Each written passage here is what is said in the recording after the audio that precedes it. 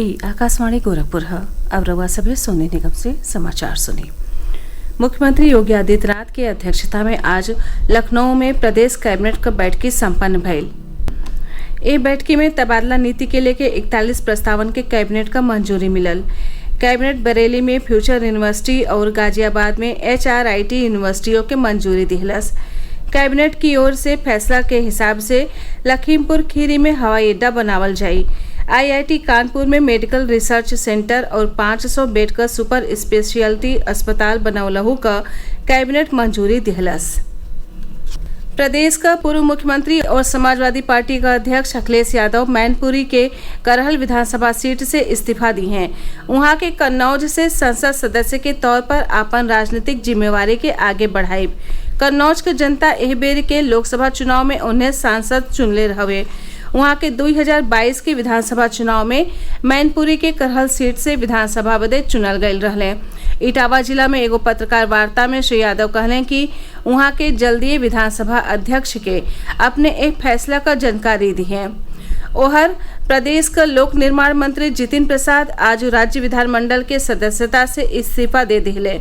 वहां के विधान परिषद का सदस्य रहली। 2 दिन पहले वहां के नरेंद्र मोदी सरकार में मंत्री पद का शपथ लिहले हवे।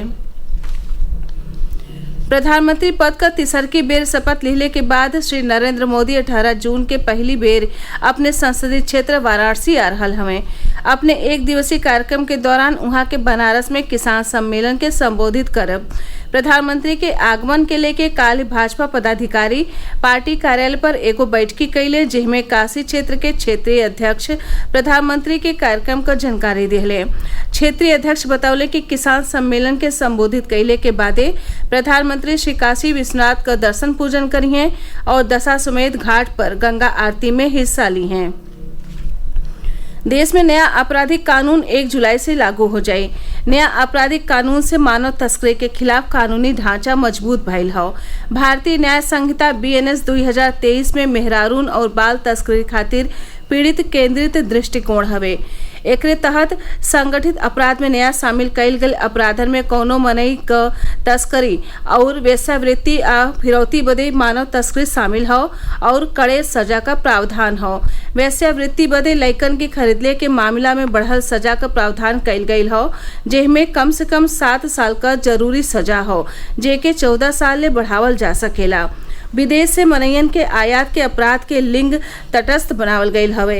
एहमे जबरन चाहे बहकावे से यौन शोषण के उद्देश्य से 18 बरिस से कम उम्र के लइकन और 21 साल से कम उम्र के लइकनिन दुनों के आयात के शामिल कईल गईल हो। मानव तस्करी के उद्देश्य से शोषण अभिव्यक्ति में भिक्षावृत्ति के जोड़ल गईल हवे। BNS 2023 में आदतन मानव तस्करी में लिप्त मनई बदे बढ़ल सजा का प्रावधान कईल गईल हवे।